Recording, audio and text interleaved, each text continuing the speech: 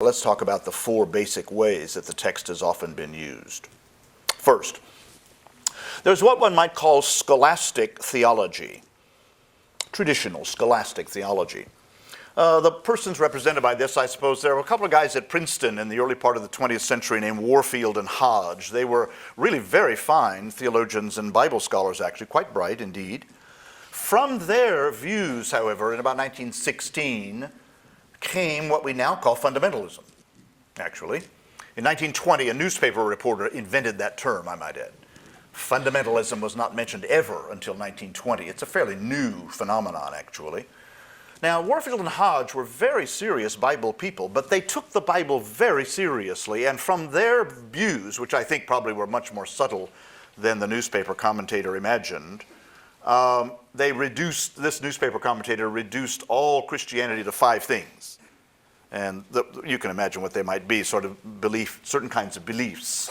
If you didn't believe the physical resurrection of Jesus, you weren't a Christian. If you didn't believe, number 5, surprisingly enough, was the rapture, which I might add is a fairly new doctrine, to say the very least, but that's a subject for another day. But nonetheless, the fundamentals became kind of the central thing. And little tracts were made by the millions. People were passed out. Here are the fundamentals. You believe these things, you're a Christian, they all said. That's a kind of scholastic theology. That is, that there are certain sorts of things that must be believed if one is to be a serious Christian. I met a pastor one time, an older, very old man, in his 90s by then, who claimed to me, although I have no record of this, that he was the last pastor tried for heresy in the North Texas Conference. He said it was in about 1920. I don't know. I have no, as I say, I have no record of this. But he said he was asked the following question in his heresy trial. And there were clergy there, and 4 or 5 trial clergy and all that sort of stuff. And they asked him, "Do you believe the big fish swallowed Jonah?" And this man said, "No, I don't." And he was acquitted. He claimed that anyway.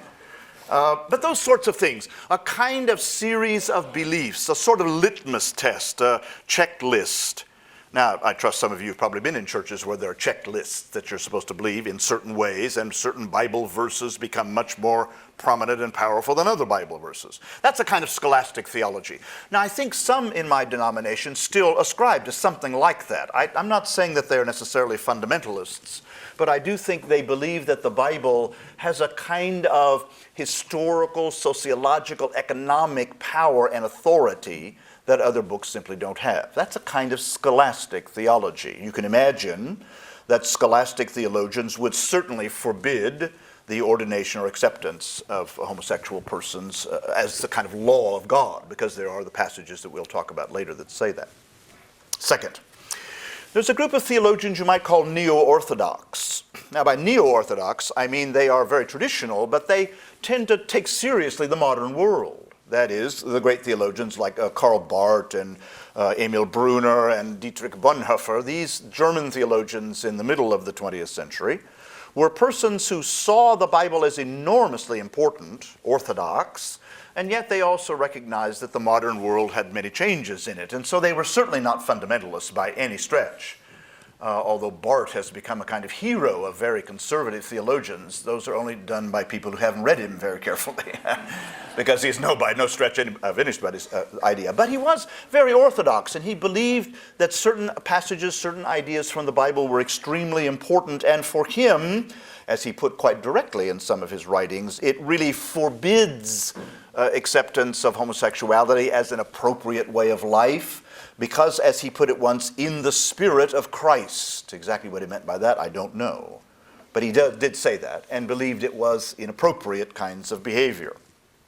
Thirdly, of course, about 50 years ago began what we now call liberation theology. It actually began in a meeting, presumably a Latin American meeting in 1968, so 40 so years ago.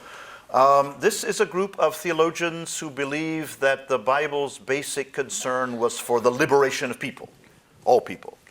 That is, that oppressive groups, power groups, need to be confronted with their power and must then free those who have been oppressed for so many years. And there are many one could name. Gordon Kaufman, an American at Harvard, Dorothea Sölle, a German theologian, Rosemary Radford Ruther, and I could name many, many others, many Latin American theologians, of course. They, as you might imagine, given that idea, would certainly accept the question of homosexuality. It's appropriate behavior, it's the right kind of thing, on the basis of what they would say justice, as justice. These are oppressed persons, therefore, in the manner of justice, they must be freed and given full acceptance. Fourthly, process theology. I don't have time to get into this much at all, but John Cobb at Claremont has been the major figure in process theology for a very long time, and there are many others. Sally McFaig is another example. Process theology believes that how to put it easily, simply, that is to say that there is a kind of ongoing movement of God. God is not some figure far away and removed from the world, but is a figure who takes within God's own life all of the things you and I do with one another, both bad and good.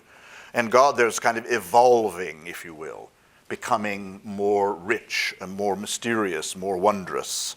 It's a very interesting way of thinking, actually. Many people, I think, maybe without knowing it even, may be process theologians. On the basis of that, they would accept the homosexual activity, basis, belief, practice on the basis of love. That is because the basic thing in the universe they think is love. That is, at the heart of the universe there is a great God of love, unyielding love, unremitting love. And so on that basis, homosexual behavior is part of God's creation, and so it certainly is acceptable as it is. Now, those are four. I way caricature them, of course, but at least it'll give you some notion of the tremendous breadth.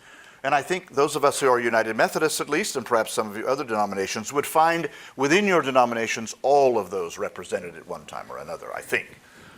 Now, there's nothing bad or good about any of those necessarily. It's just that it's important to identify, as you begin to read the biblical text, who you are, where on that continuum you might find yourself.